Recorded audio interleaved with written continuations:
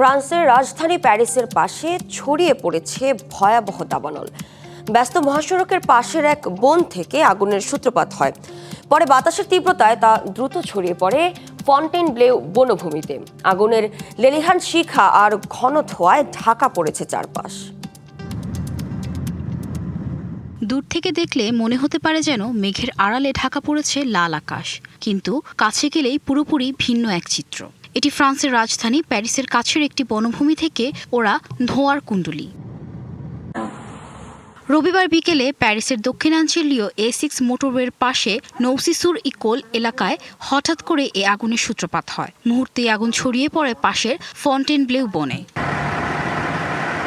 দাবানলের তীব্রতায় পুরো এলাকায় তৈরি হয় ভয়াবহ পরিস্থিতি। কালো ও ঘন ধোঁয়ায় অন্ধকার হয়ে গেছে চারপাশ। মহাসড়কের দুর্ঘটনা এড়াতে বন্ধ রাখা হয়েছে যান চলাচল।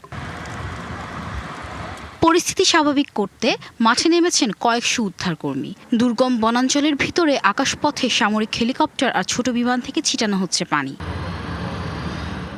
এরই মধ্যে পুড়ে গেছে 16 হেক্টরেরও বেশি বনভূমি। আর কতটা ক্ষয়ক্ষতি হয়েছে তা এখনও কেউ নিশ্চিত করেনি।